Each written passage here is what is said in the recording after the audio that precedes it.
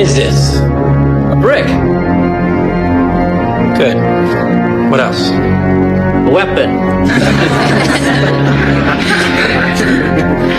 Louis Kahn said, even a brick wants to be something.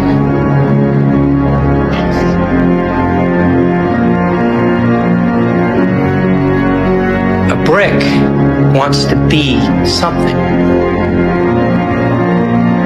It aspires.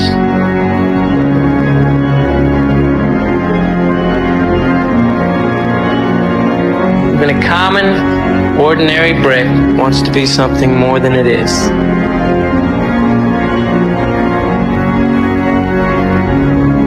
Wants to be something better than it is.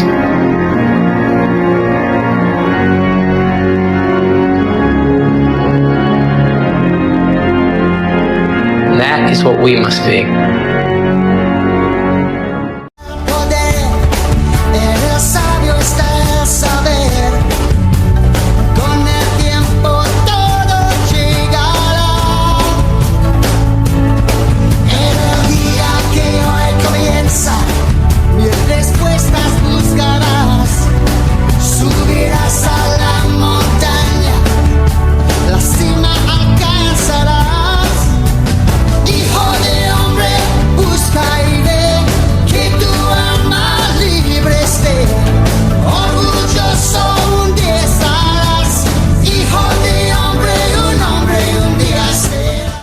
Yo, ¿qué tal, gente? ¿Cómo estamos? Bienvenidos al canal, bienvenidos a un nuevo vídeo. La verdad es que tenía bastantes ganas de hablar sobre este tema. Vamos a hablar sobre el fenómeno del estrés en general, ¿no? Vamos a hacer un repaso pues bastante omnicomprensivo, ¿no? Y esclarecedor de lo que es el fenómeno, porque si bien es un concepto que, bueno, se usa bastante, ¿no? Todo el mundo sabe que, bueno, te degenera, te envejece, produce daño, produce enfermedad, produce cáncer incluso. Veremos el mecanismo por el cual se puede explicar esto.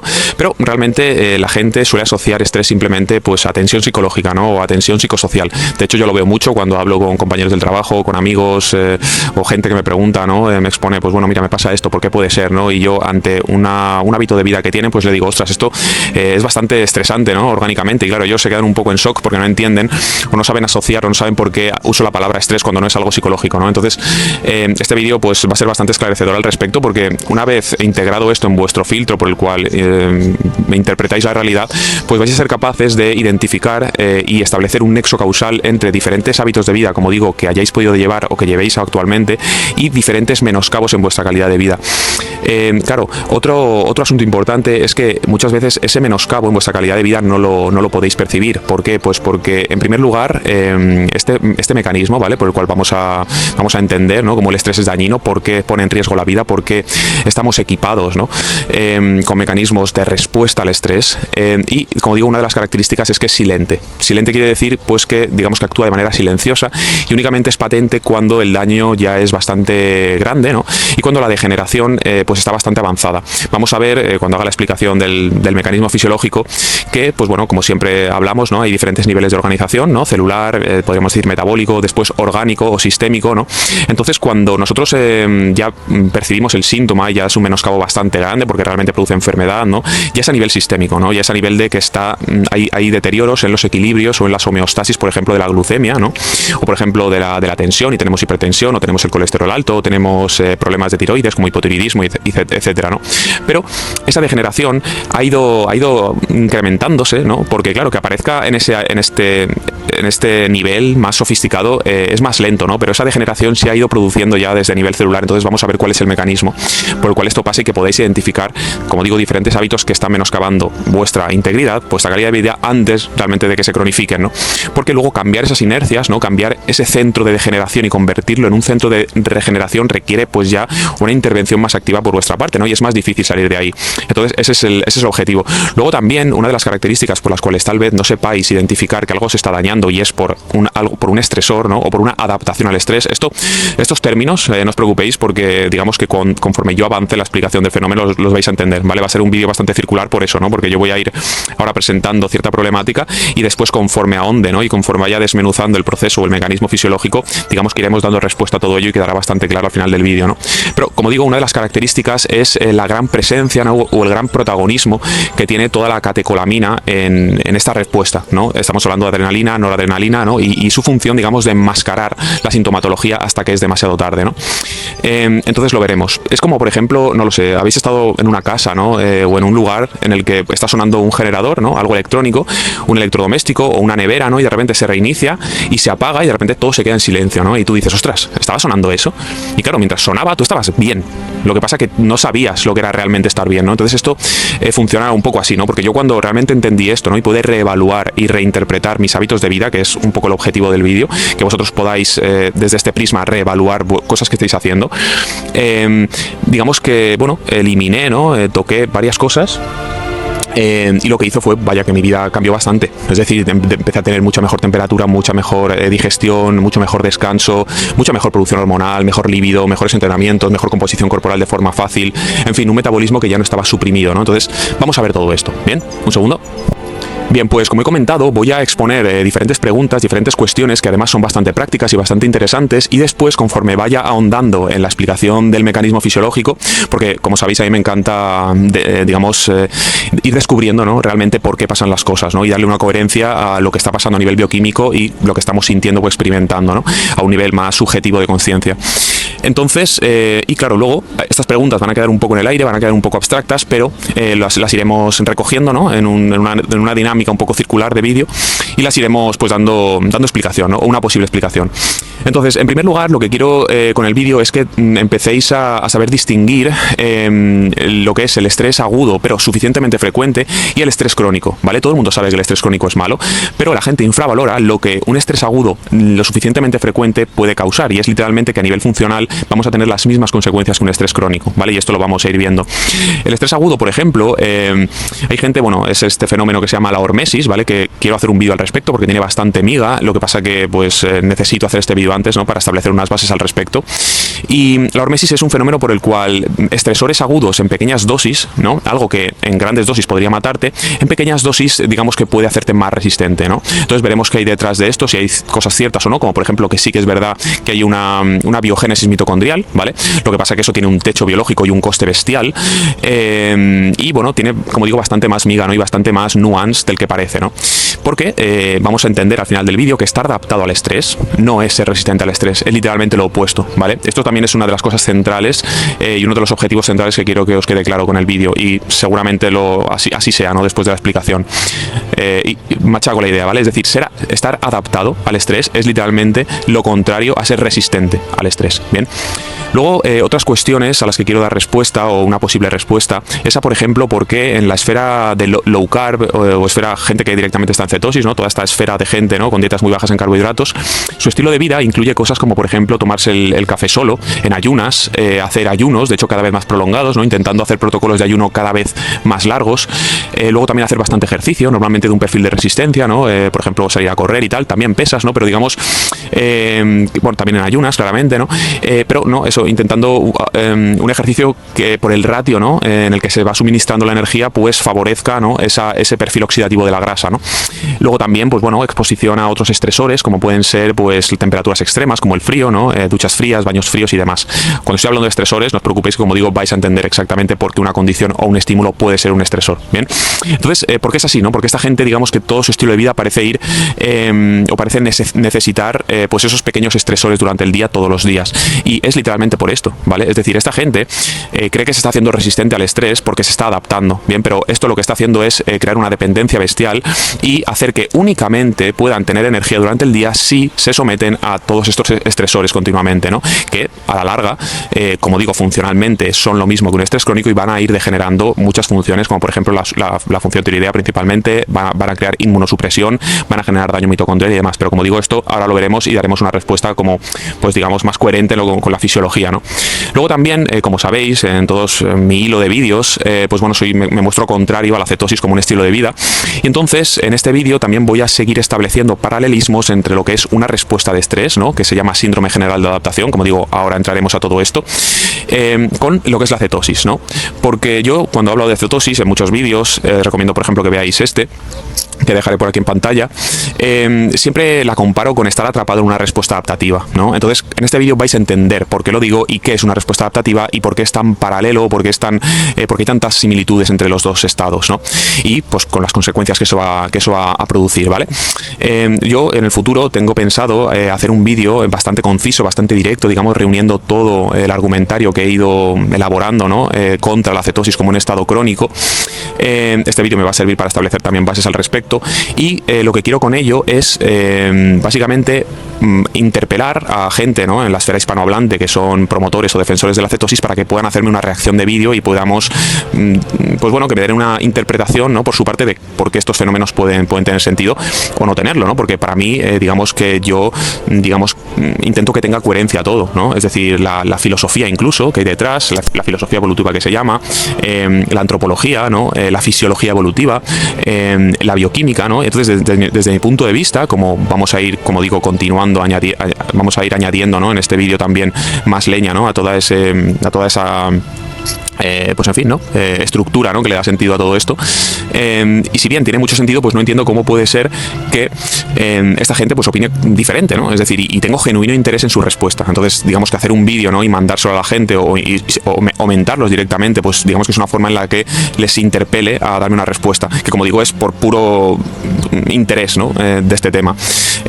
Luego, por ejemplo, bueno, ya que estamos, yo no sabía quién era Carlos Stroh, ¿vale? Es alguien con bastantes seguidores en Instagram, ¿no? Y como digo, es defensor, ¿no? Promotor de dietas cetogénicas crónicas a largo plazo, dietas bajas en carbohidratos. Yo no sabía quién era hasta hace unos meses o así, pero bueno, tuvimos como una conversación corta en Twitter, pero me di cuenta de que tiene errores de base, ¿vale? Muy básicos a nivel de fisiología y de bioquímica. Entonces, claro, su relato se cae, ¿vale? Ya hablaremos de eso, ¿no? Incluso haré una video respuesta. Estará interesante, pero bueno, eso simplemente lo introduzco, ¿no? Que en este vídeo como que vamos a seguir un poco construyendo ese relato anticetosis, ¿no? Como forma crónica de vida, por lo que ello conlleva, ¿no? Bien, luego también otra de las preguntas, ¿no? Las que vamos a ir respondiendo va a ser que vamos a entender, porque yo normalmente cuando discuto con esta gente o bueno, debato un poco, ¿no?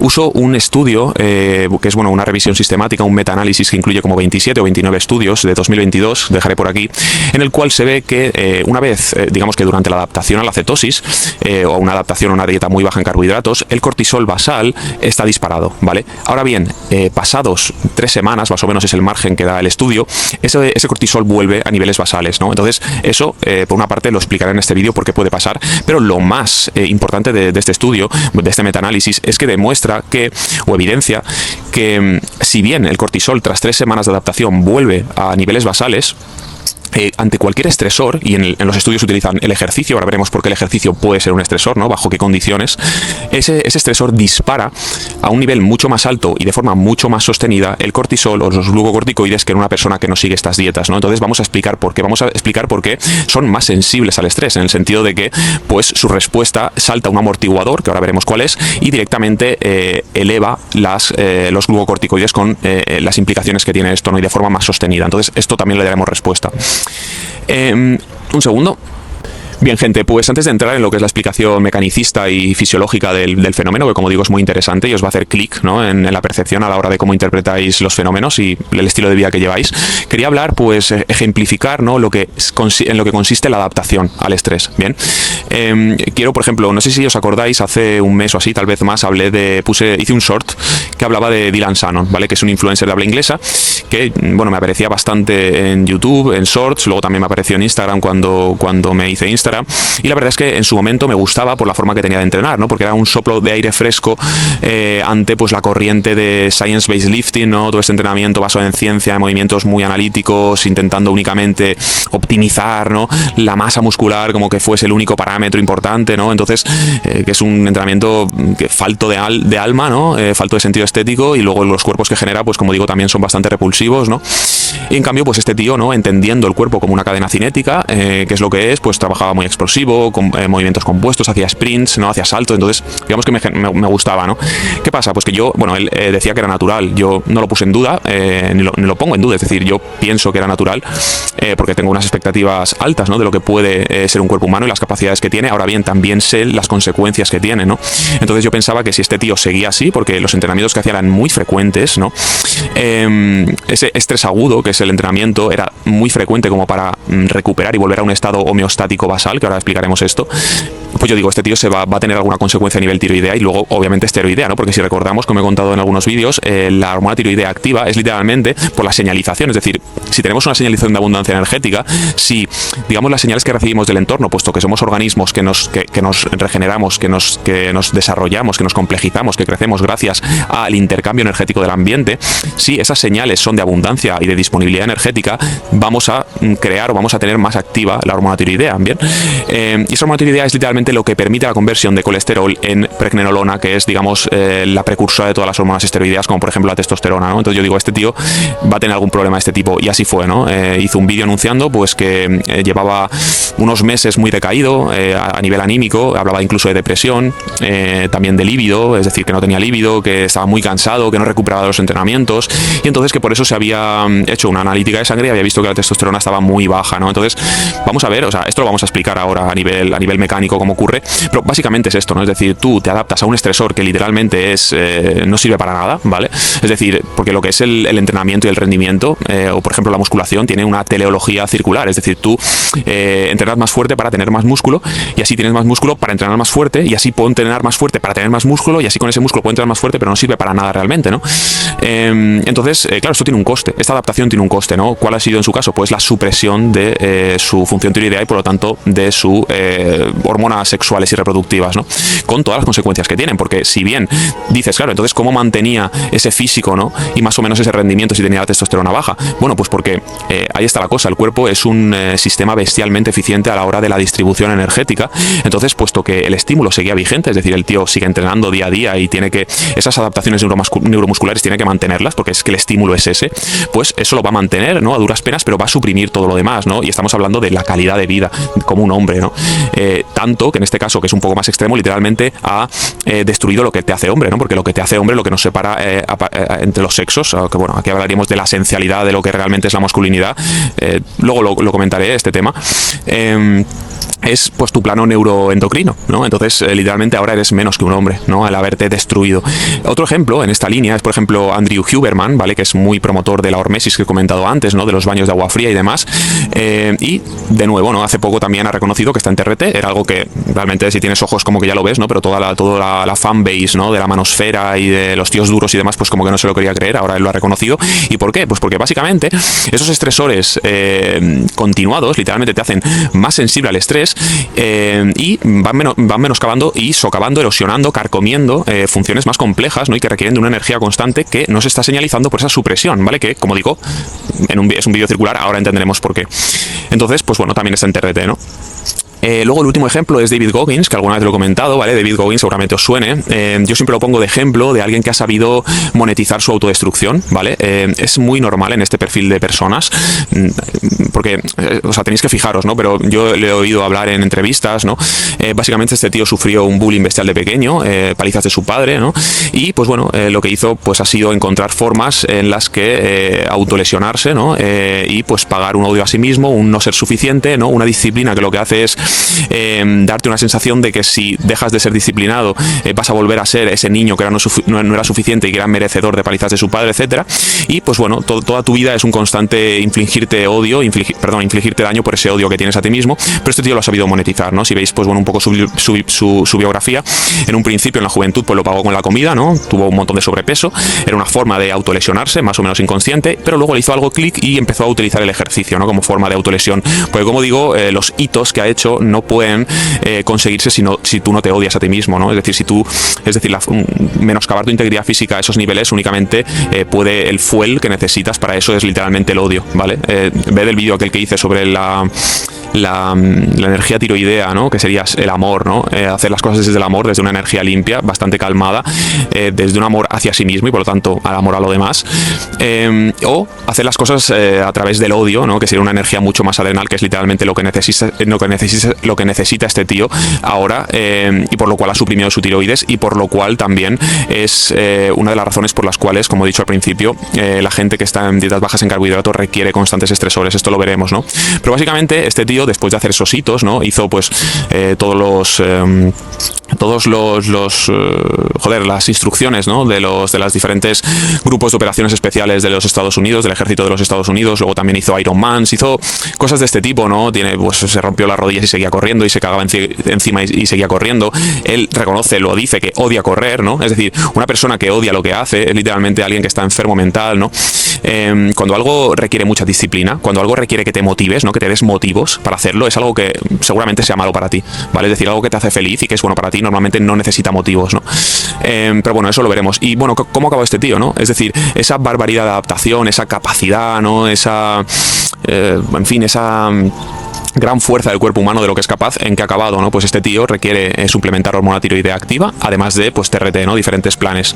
Que a saber cómo son los planes, ¿no? Porque por ejemplo en el caso de Dylan, yo no sé cómo estará haciéndola, pero supongo que esté asesorado, ¿no? Pero en un sistema, ¿no? En un caldo de cultivo hormonal que no permite tu propia síntesis, introducir simplemente más testosterona es un error, ¿vale? Porque literalmente va a tender a la aromatización. De hecho, seguramente en próximos vídeos, ¿no? Conforme pase el tiempo, pues síntomas, signos, lo veremos más sensible, veremos que tiene pues esa sintomatología de altos estrógenos en hombre, porque meter ahí eso, pues bueno, es un destrozo, ¿no? Seguramente, bueno, tendrá que meter algún inhibidor de la aromatización, como el exemestano, la progesterona, o usar algún andrógeno que no aromatice, ¿no? Como por ejemplo la DHT, ya se verá cómo se hace, pero bueno, seguramente le pase algo de este estilo, ¿no?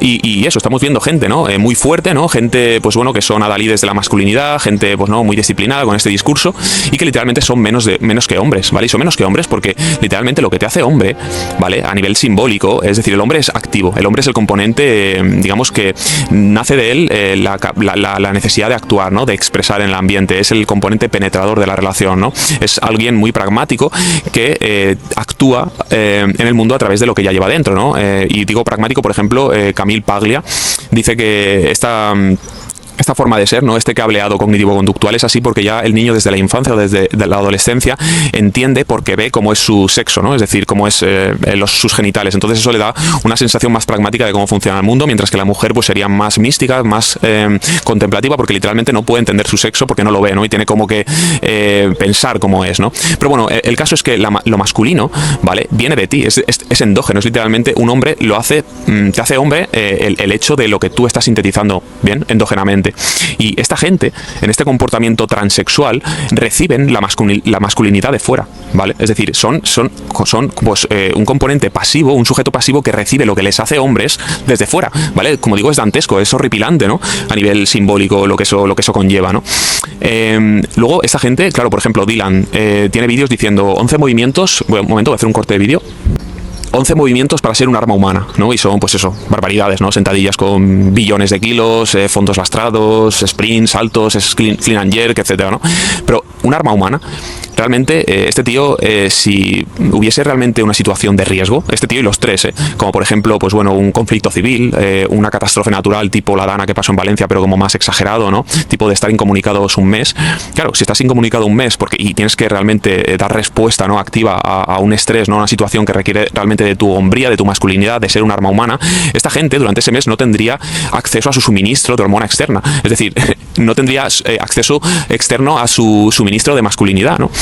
Entonces, ¿qué pasaría con esta gente en ese mes, ¿no? Pues que se convertirían en bolsas de estrógenos por la aromatización constante, porque no tienes la hormona que va a parar eso, estarían cansados, estarían deprimidos, estarían muy aletargados, no tendrían fuerzas para nada, para reaccionar realmente, ¿no?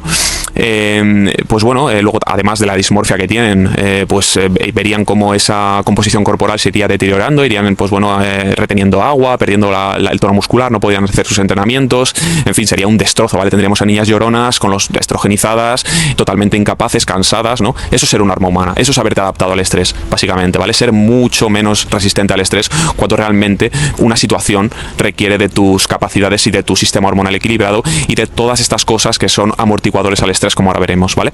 Así que ahora vamos a empezar con la explicación. Bien, para entender qué es el estrés, requerimos entender por qué es tan dañino, ¿vale? Por qué un estímulo o una condición puede generar en nuestro organismo una respuesta del estrés, una respuesta adaptativa, o lo que se llama síndrome general de adaptación, que ahora haré un diagrama y lo iremos viendo paso a paso, ¿no? Esto se explica porque estas condiciones o estos estímulos ponen en riesgo la homeostasis, ¿bien? Entonces tengo que hablaros de qué es la homeostasis, es muy importante el concepto, ¿vale? ¿Por qué estamos vivos, ¿no? Es decir, un organismo vivo, ¿cuál es la diferencia entre un organismo organismo vivo, un sistema termodinámicamente vivo, ¿no? Abierto, que no está en equilibrio, ¿no? Que no es homogéneo, y pues un sistema termodinámicamente cerrado, un cuerpo inerte, un sistema mecánico, ¿no? Pues es la homeostasis, justamente. Bien, la homeostasis, que es un principio organizador fundamental de la biología, es la capacidad que tiene un sistema vivo de mantener estable su orden interno frente a perturbaciones internas o externas, ¿vale? Esas perturbaciones pueden ser estresores, ¿no? Ahora veremos lo que les condiciona, es decir, lo que hace que sean estresores o no, pero, y como digo, pueden ser internas, por ejemplo, una infección, o externas, ¿no? La temperatura, por ejemplo, un estímulo que se te impone a nivel el ejercicio físico, ¿no? Y aquí vamos a ver por ello que únicamente el estrés, como digo, se entiende o se suele entender, ¿no? Desde la población general como una tensión psicológica o psicosocial, pero mucho más lejos de la realidad. Es cualquier cosa que ponga en riesgo esta homeostasis, ¿no? Y que genere, por lo tanto, una respuesta para oponernos, ¿no? Para adaptarnos a esta desregulación de la homeostasis, como ahora veremos. Entonces estaríamos hablando de todo, ¿no? Es decir, del ejercicio, de los ayunos, de, por ejemplo, una infección, de, por ejemplo, estar expuestos a metales pesados o a una radiación iónica, un trauma, las pufas, por ejemplo, por cómo degeneran la producción energética, ¿vale? Puede ser cualquier cosa, ¿no? Entonces ahora lo veremos. Vamos a seguir viendo exactamente cuál es la homeostasis, porque es muy necesario que lo entendáis, y yo creo que con esta explicación va a quedar bastante claro. Por ejemplo, si mi cuerpo estuviese muerto, ¿vale? Es decir, un cuerpo inerte que no está vivo, si por ejemplo la temperatura del ambiente bajase a 0 grados, mi cuerpo adquiriría los 0 grados, ¿bien? En cambio, y por el contrario, si el ambiente estuviese a 40 grados, el cuerpo inerte, el cuerpo muerto, adquiriría los 40 grados, ¿bien? Pero en cambio no es así, ¿vale? ¿Por qué? Pues porque el cuerpo, como digo, requiere mantener ese orden interno, y para conseguir esa estabilidad requiere, por ejemplo, a nivel de temperatura, pues un margen de grados donde pues funcionan las reacciones enzimáticas, funciona la producción energética, etcétera, ¿no? Entonces el cuerpo tiene que mantener eso. Entonces la homeostasis es la capacidad de mantenerlo. Por ejemplo, yo que sé, si bajas las temperaturas a 0 grados, obviamente mi cuerpo no puede ponerse a 0 grados, entonces pues bueno, tendría diferentes mecanismos, como puede ser aumentar la termogénesis en el tejido adiposo pardo, o esas proteínas que desacoplan, ¿no? La cadena de electrones para disipar el calor, o esos ciclos fútiles, ¿no? De catabolismo anabolismo, que son ineficientes, pero simplemente como que se crea una molécula y se destruye, se destruye simplemente para producir calor, ¿no? En esas reacciones, simplemente para calentar el cuerpo. Entonces podríamos mantener esta temperatura, ¿no? Nos estaríamos adaptando a ese estresor. Claro, ahora eso tendría consecuencias, ¿no? Porque habría menos energía para todo lo demás, ¿no? Claro, en ese momento nos salvaría, pero claro, tendría consecuencias. Eso es lo que queréis, es lo que quiero que entendáis. Y para el calor lo mismo, ¿no? Pues mi cuerpo empezaría a sudar, empezaría a liberar, ¿no? Calor a través del agua corporal, etcétera, ¿no? Como digo, todo en el cuerpo, es decir, por ejemplo, que mi cuerpo se igualase, si estuviese muerto a la temperatura del ambiente, sería un signo de entropía, ¿vale? Es decir, todos los sistemas termodinámicos, todos tienden a la entropía, ¿vale? Tienden a la disolución, tienden a la dispersión, tienden al caos, tienden a la homogeneidad, tienden a la igualación, ¿no? Aquí en el ejemplo de la temperatura. Todo tiende a igualarse. Todos los gradientes, todas las concentraciones tienden a igualarse. Y la vida es literalmente la oposición constante, segundo a segundo, lucha constante contra esa tendencia entrópica, ¿vale? De los sistemas. Nuestro cuerpo se mantiene alejado de la entropía gracias a una producción energética constante, y el estrés son condiciones o estímulos que van a poner en riesgo esta producción energética y por lo tanto nuestra integridad física y nuestra vida, ¿no? Por ejemplo, claro, y luego esa temperatura, ¿vale? Hay situaciones, es decir, porque yo digo que adaptarse es malo, ¿no? Claro, obviamente imaginaos que esa temperatura ha caído porque ha habido, yo qué sé, han erupcionado todos los volcanes simultáneamente de la Tierra, entonces hay una capa de ceniza que cubre toda la atmósfera y el sol no puede calentar la Tierra, entonces bajan las temperaturas una barbaridad y estamos a menos 20 grados, ¿no? Claro, el poder suprimir algunas funciones complejas, ¿no? Para poder priorizar mi supervivencia y poder tener energía para estos mecanismos que van a mantener mi homeostasis a nivel de temperatura en este caso, es positivo, porque la otra opción es la muerte, ¿no? Ahora bien, si yo simplemente me mudo a Alaska y voy por ahí y vivo en pantalones cortos, obviamente la adaptación va a ser la misma, los mecanismos van a ser los mismos, mi menoscabo de vida va a ser la misma, pero, quiero decir, no sirve para nada, ¿no? Es decir, es totalmente en vano, no sirve para nada, ¿no? Entonces, eso es importante que lo entendáis, que muchas veces tenemos un daño por una adaptación al estrés a estímulos que son innecesarios y que únicamente los elegimos nosotros porque tenemos una enfermedad mental, porque tenemos dismorfia, porque tenemos pues un miedo irracional a algo y llevamos estilos de vida que literalmente nos carcomen y nos menoscaban, ¿no? Un segundo. O, por ejemplo, yo que tengo experiencia con lo que es la anorexia, bien, es decir, en ese estado de déficit energético constante, mi cuerpo pues empezó a priorizar la supervivencia y muchas de las funciones superiores empezaron a funcionar parcialmente y a perder funcionalidad, ¿no? Porque como vamos a ver, los sistemas vivos, como he explicado muchas veces, el hecho de que funcionen es gracias a la funcionalidad, ¿no? Es decir, es la función lo que permite y mantiene la función, ¿vale? Es decir, es la vida lo que mantiene la vida. Cuando tú a un sistema le quitas función, esa función parte de, o esa energía parte de servir para que funcione, sirve para mantener la estructura que permite la función. Entonces, si esa estructura decae un poco, no permite luego tanta función, es decir, no permite luego tanta energía, lo que deteriora aún más la estructura. Entonces, dejar que un sistema orgánico no funcione, digamos, para conservarlo, tiene graves consecuencias a la hora de recuperar las funciones, ¿no? Por ejemplo, si estás sin comer, por ejemplo, me pasó durante la anorexia, ¿no? Es decir, dejas de comer durante X tiempo, entonces, en todo lo que tiene que ver con el sistema de digestión, sobre todo lo que es la motilidad, ¿no? Lo que es la peristalsis, ese tono neuromuscular de ir moviendo el intestino para que el bolo alimenticio o alimentario se mueva por el intestino y vayamos absorbiendo, todo eso digamos que se va parando, ¿no? Es decir, pierde función. Luego también la producción de bilis, ¿no? La producción de ese ácido estomacal necesario para que esa primera rotura enzimática sea buena, todo eso digamos que pierde energía. Entonces, claro, cuando luego tú vuelves a reintroducir alimento, al estar eso parado, pues bueno, tienes problemas, ¿no? Porque no tienes buena peristalsis, se acumula ese bolo en esos inicios, ¿no? Esos lugares del intestino donde no debería estar, ¿no? Entonces empieza a ser fermentado por bacterias que tienen en sus componentes esas lipopolisacáridos, ¿no? Que son las endotoxinas, ¿no? En las membranas de las bacterias gram negativas, que cuando mueren pues pasan a la sangre, ¿no? Es muy inflamatorio, produce una cascada que aún así suprime aún más la tiroides, es decir, es un destrozo a nivel de inflamación, y todo esto porque el cuerpo ya no está, porque ha perdido función, simplemente, ¿no? Entonces eso es muy importante. Yo, por ejemplo, como digo, cuando estuve en esta etapa, ¿no? De anorexia, claro, yo estaba en un déficit energético brutal, entonces muchas de mis funciones, pero es que a todos los niveles, es decir, a nivel cognitivo, por ejemplo, la cognición, ¿no? Todo lo que es el entramado cognitivo-conductual, mis ganas de hacer cosas, ese movimiento espontáneo, esas ganas de aprender, esas ganas de exponerme a la novedad, todo eso se suprime porque, claro, la novedad, como expliqué en el vídeo de la serotonina, compone o tiene un componente de riesgo y tiene un componente de ser un estresor más, ¿no? Entonces, claro, más energía cuando no tenemos, no, entonces tú te apagas. También se apaga pues la producción hormonal, la libido completamente por los suelos, la síntesis de proteínas, por ejemplo, no necesarias, ¿no? Como por ejemplo para tener la piel más elástica y menos seca, todo eso que no va, digamos, a la supervivencia, todo lo que es a largo o a medio plazo, todo eso se suprime, ¿no? Y claro, yo estaba adaptado al estrés, es decir, yo vivía constantemente en una adaptación al estrés, ¿bien? En una respuesta al estrés. Esto ahora, como digo, lo entenderemos. Y luego también, ya que estamos, muchas veces he comparado lo que es estar en cetosis con estar digamos, simular fisiológicamente un estado de inanición o un estado de ayuno. Entonces, por eso también es una respuesta, como digo, de estrés, ¿no? Pero esto ahora lo veremos. Bien. Para que entendáis bien la homeostasis y cómo de importante es el mantener la energía constantemente y por qué, como digo, estos estímulos, estas condiciones que pueden ser estresores, pueden ser tan nocivos, ¿no? Y es necesario tener una respuesta, son estas cosas, por ejemplo, ¿no? Vamos a verlo a los diferentes niveles, ¿no? A nivel celular, por ejemplo, tenemos el tema de las concentraciones de sodio y de potasio, ¿vale? Que seguramente os suene. Bien, para que se mantenga la vida, las concentraciones de sodio tienen que ser mayores fuera de la célula que dentro y las de potasio mayores dentro de la célula que fuera, ¿vale? Si el sistema estuviese inerte, como digo, estuviese muerto, cuando un sistema muere, todo se tiende a igualar, ¿vale? Por esa tendencia entrópica de los sistemas, ¿vale? Todo se dispersa. Las dos concentraciones, fuera y dentro, se igualan. De hecho, la tendencia es constante. Lo que pasa es que la vida es literalmente oponerse constantemente a que eso no pase, ¿vale? Es decir, nosotros a nivel celular estamos constantemente oponiéndonos, por ejemplo, a esta disolución, a esta dispersión de las concentraciones gracias a unas bombas, ¿vale? Que son las bombas de sodio-potasio.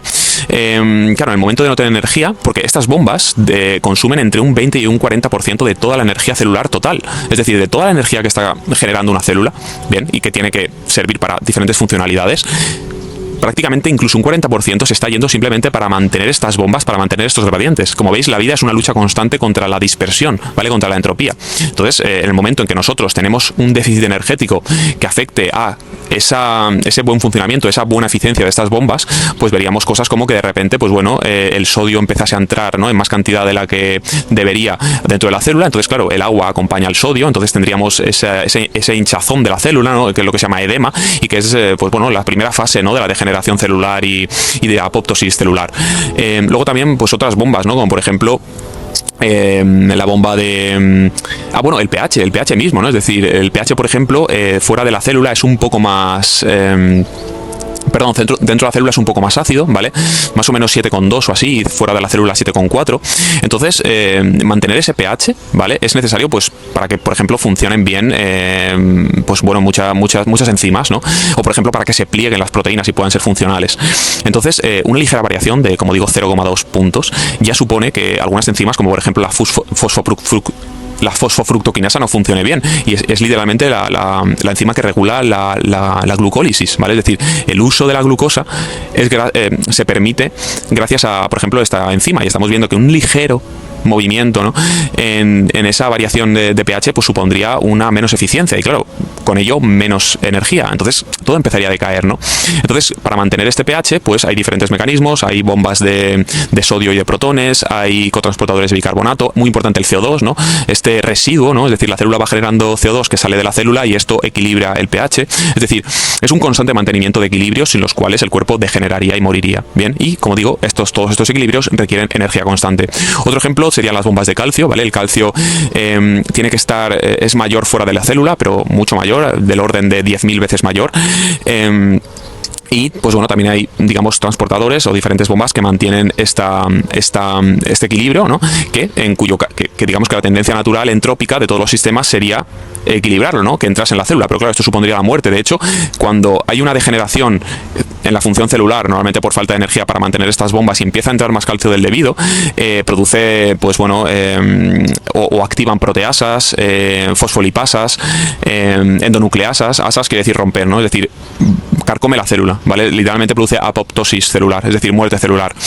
Es decir, de hecho también es el mecanismo por el cual se produce la excitotoxicidad neuronal que crea el cortisol, eso lo veremos, ¿no? Y por eso puede dar ese cortisol elevado o crónico, esos problemas neurodegenerativos, Alzheimer y demás, ¿no? Pero eso ya lo veremos.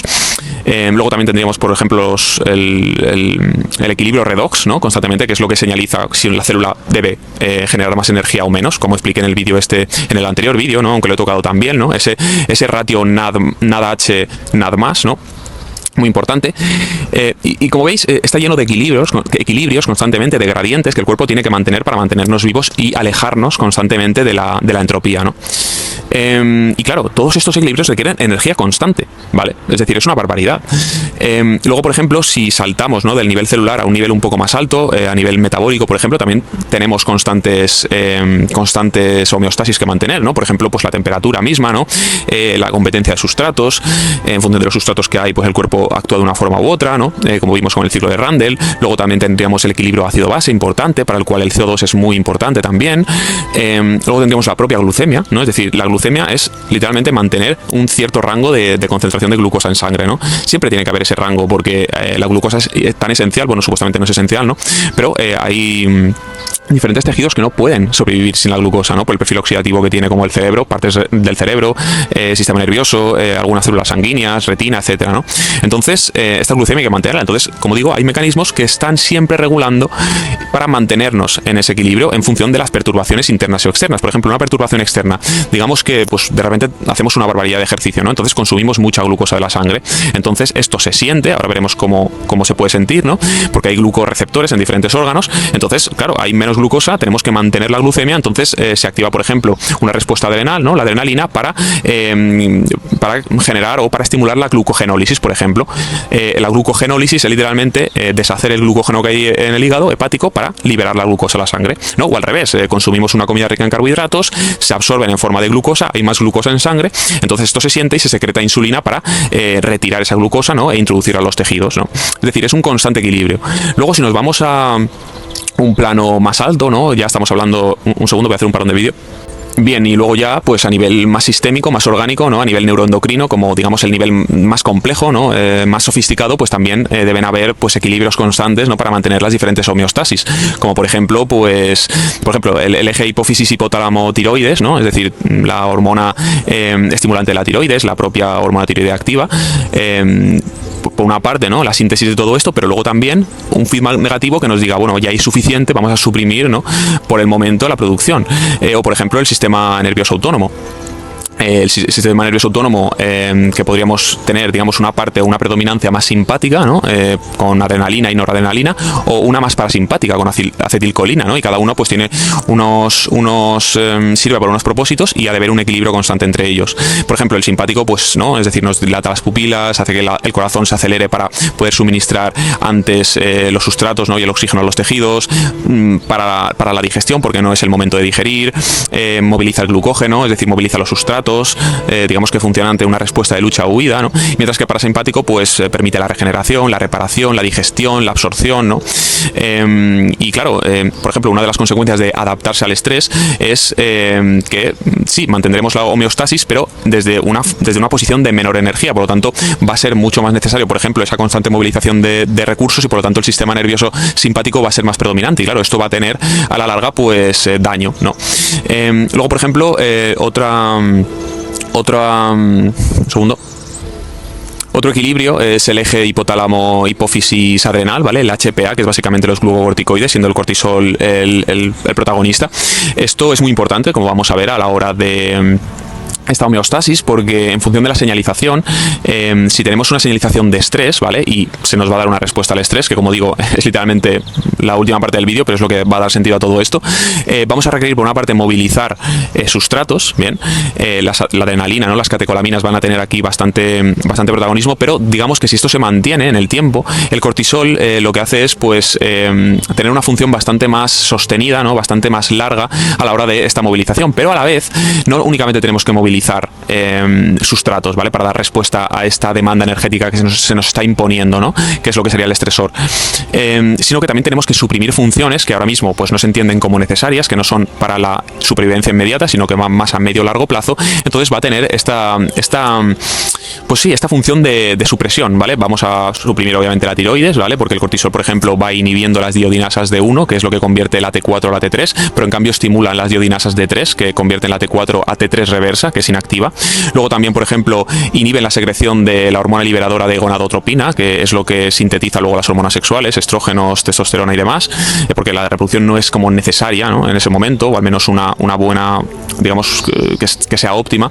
Luego también, pues bueno, ¿qué más va a hacer? Bueno, la inmunosupresión, muy importante. Esto ahora lo veremos, ¿no? Porque como cuando hablemos de la respuesta al estrés, vamos a ver que son diferentes eslabones o diferentes escalones en una secuencia, y cada una tiene más predominancia de una hormona, ¿no? Y con las funciones que ejerce, ¿no? Entonces veremos lo que hace el cortisol, pero también, por ejemplo, la inmunosupresión. ¿Por qué? Porque, bueno, lo que causa es la muerte, la apoptosis de linfocitos T, para que no haya una inflamación o una respuesta inflamatoria, porque es muy costosa a nivel energético. Entonces, ante un periodo, digamos, de estar adaptados a un estrés, es mejor dejar que si hay un agente patógeno, algo que realmente pues esté menoscabando nuestra salud, digamos que siga ahí, ¿no? Y que nosotros no generemos una inflamación al respecto, porque es que requiere mucha energía en este momento. Entonces es mejor dejarlo para luego, ¿no? Esto, claro, esto obviamente, igual que a corto plazo es positivo, a largo plazo es muy negativo, ¿no?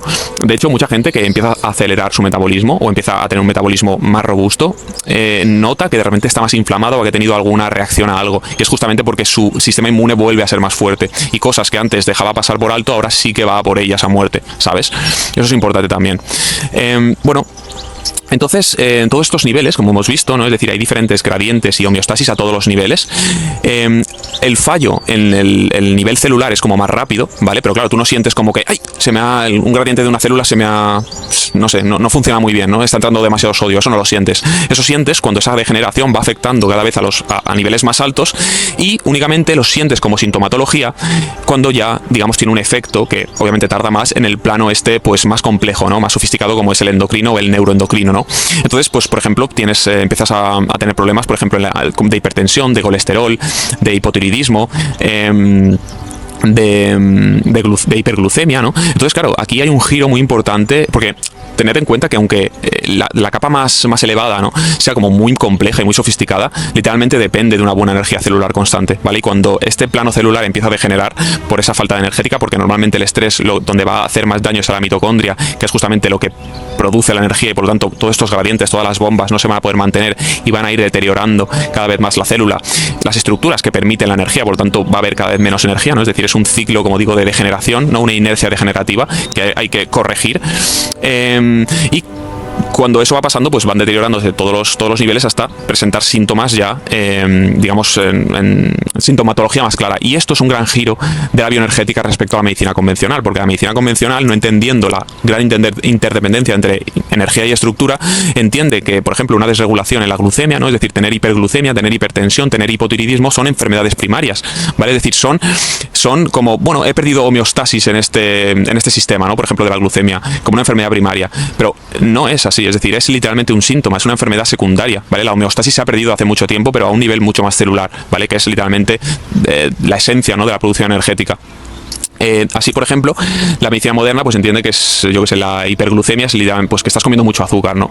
Pero literalmente es que tu cuerpo, por algún motivo, el estrés crónico, uno de ellos, ahora veremos cómo, está degenerando la función mitocondrial de oxidar eficientemente la glucosa, ¿vale? Es decir, un sustrato tan importante que literalmente produce tu cuerpo es incapaz de oxidarlo bien, y por lo tanto está produciendo una acumulación de esa glucosa no oxidada o oxidada parcialmente, dando otros metabolitos que además, pues bueno, tienen consecuencias negativas y dejándolo en la sangre. Por lo tanto tienes hiperglucemia, pero no es la enfermedad primaria, ¿vale? Hay un menoscabo ulterior, ¿no?, o anterior a esa sintomatología. Luego, por ejemplo, la hipertensión, ¿no? Es decir, que digamos que tienes los vasos sanguíneos muy tensos, ¿no?, como una enfermedad primaria, pero no, esto simplemente quiere decir pues que a lo mejor o seguramente tu producción energética es tan deficiente que produces menos CO2, y claro, el CO2, como digo, ¿no?, ese residuo, ¿no?, también es literalmente el vasodilatador principal del cuerpo, ¿vale? Entonces, claro, sin esa vasodilatación, pues tu cuerpo tiene que usar catecolaminas, tiene que usar aldosterona para,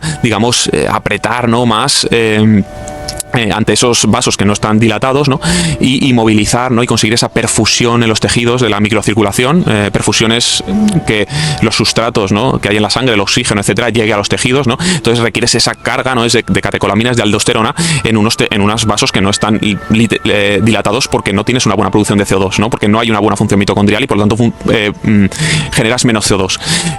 Y claro, luego pues parcheas, ¿no? Vamos a poner, yo que sé, tómate óxido nítrico, ¿no?, que eso es otra psiop que flipas, ¿no? Pero bueno.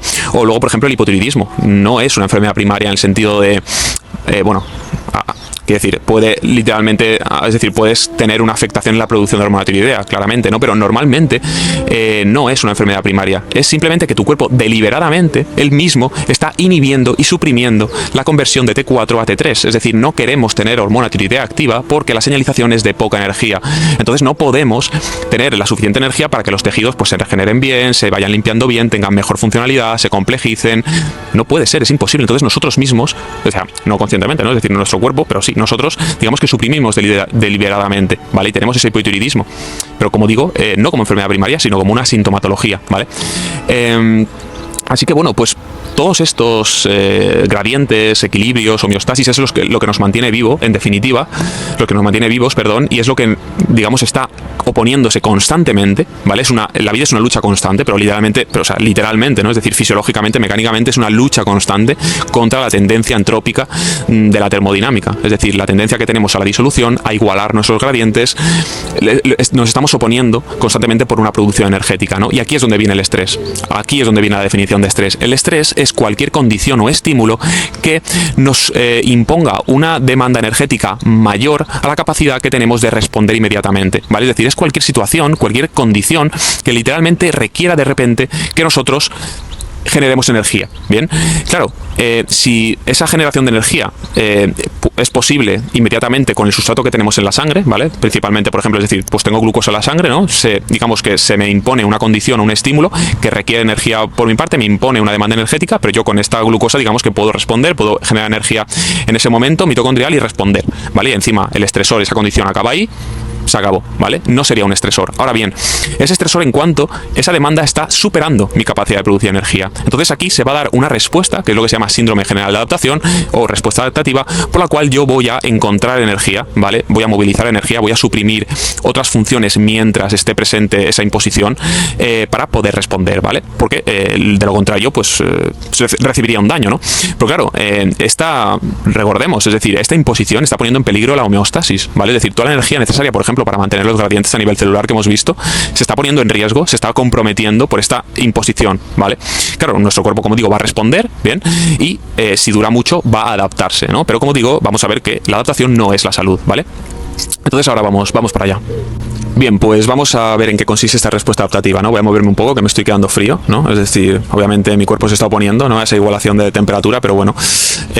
Bien, esta respuesta, ¿no?, que se llama síndrome general de adaptación, que es enunciado por Hans Seidel en 1936, básicamente explica cómo ante este estímulo que está poniendo en riesgo la homeostasis, ¿no?, ese estímulo, esta condición que, digamos, nos exige, ¿no?, nos impone una demanda energética que supera nuestra capacidad de producción energética en ese momento, ¿no?, con la que poder responder, ¿cómo funciona, no? Básicamente son diferentes escalones, ¿no?, en los que cada uno de ellos pues tiene más protagonismo una hormona u otra, que ahora veremos, y cuya única función es movilizar más energía, ¿vale? Es decir, movilizar sustratos. Y luego también si esta, pues claro, lo que pase en esta respuesta pues va a depender muchas veces o de diferentes cosas, como por ejemplo, pues cómo de intenso es el estresor, cuánto dura, ¿no?, si se le pone fin antes o no, y luego también digamos, el punto metabólico de base sobre el que partimos, es decir, si somos más resistentes al estrés. Esto sería ser resistente al estrés, ¿no? Es decir, partir de una base en la que podemos dar o amortiguar muy fácilmente esta demanda e incluso ponerle fin antes, ¿no?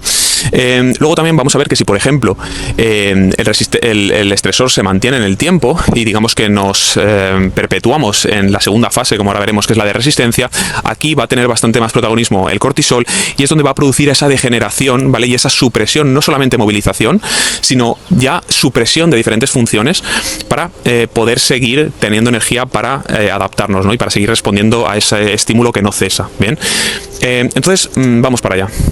Bien, como he dicho, voy a tener por aquí también un diagrama para explicarlos, ¿vale? Vamos a tener esta barra horizontal que simboliza la homeostasis, ¿vale? Significa el equilibrio entre, pues, todo lo que requiere nuestra energía, es decir, todos esos gradientes, todos esos equilibrios a nivel celular, a nivel metabólico, a nivel orgánico, y luego la energía que producimos, ¿vale? Es decir, hay una correlación, ¿no? Se responde bien ante todo lo que necesitamos y la energía que producimos. Estamos en equilibrio, ¿bien? En este estado nuestro cuerpo, pues bueno, puede crecer, puede mantenerse lejos de la entropía, puede regenerarse, ¿no? Puede absorber bien los nutrientes, ¿no? Y puede florecer y puede vivir bien.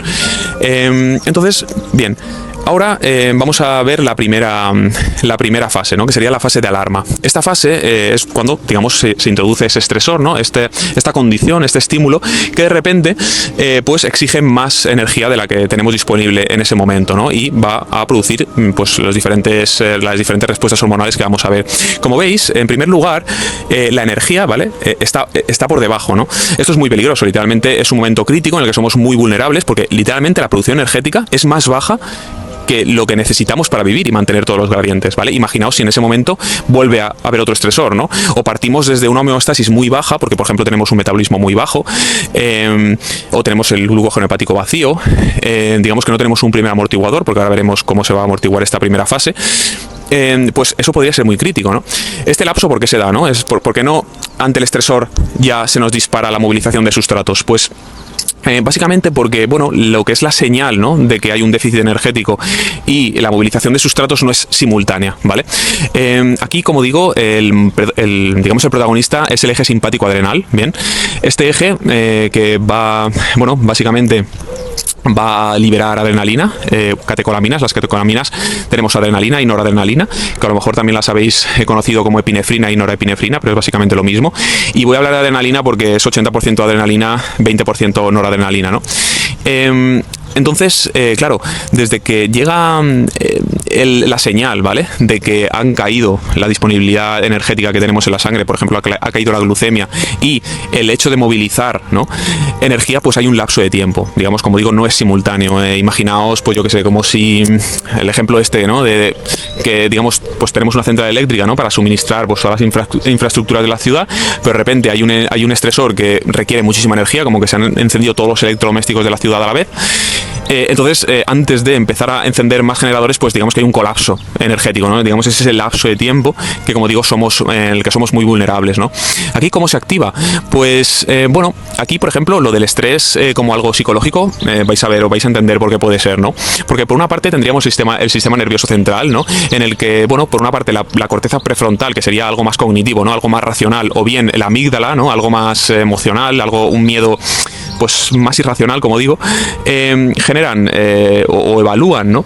Un riesgo que, como digo, es real o puede no serlo. Ahí está la cosa, ¿no?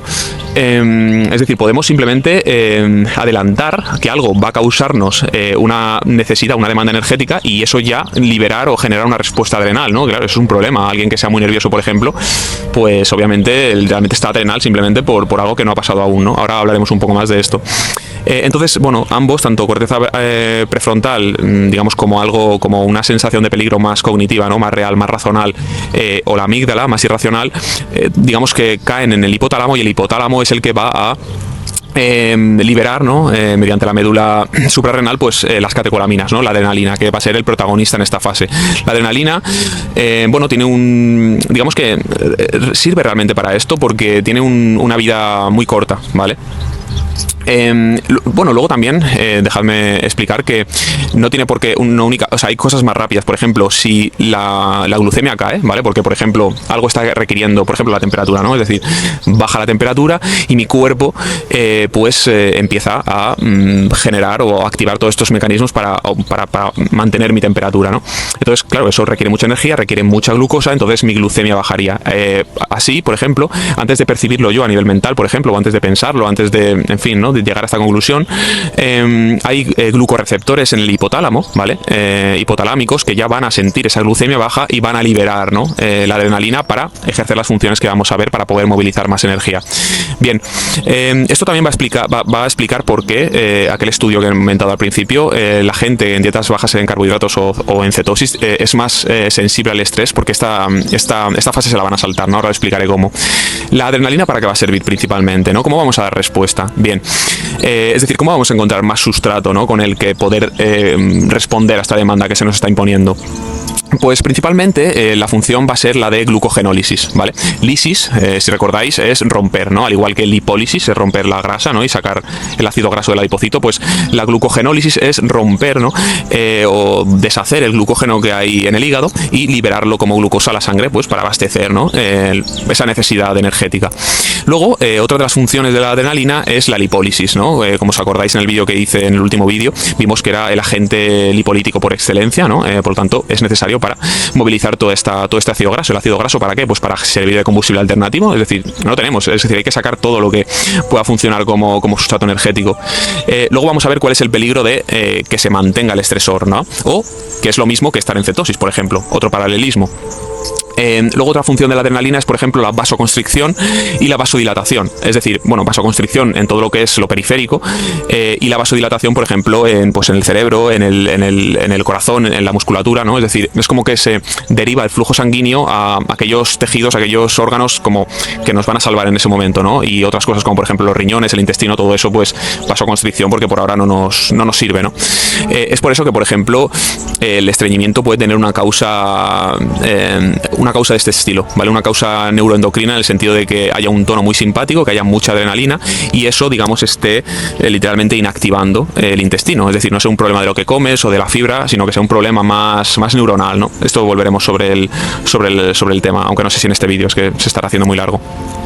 Luego también, otra de las funciones de la adrenalina, pues es la frecuencia cardíaca, ¿no? Y la tensión arterial, es decir, hace que digamos que haya más circulación, vaya más rápido para poder suministrar, ¿no? De sustratos y de oxígeno, pues a los tejidos que lo requieren, ¿no?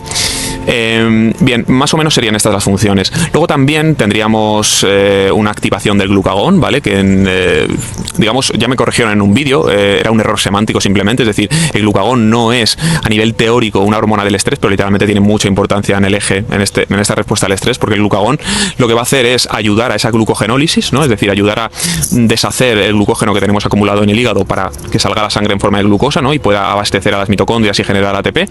Y luego también a la incipiente gluconeogénesis, ¿no? Es decir, porque una vez se termine ese glucógeno hepático, es decir, tenemos que seguir teniendo glucosa, ¿no? Entonces, pues el proceso contrario, ¿no? Es decir, obtener precursores como pueden ser los aminoácidos, el glicerol y el lactato, y a partir de ahí generar más glucosa.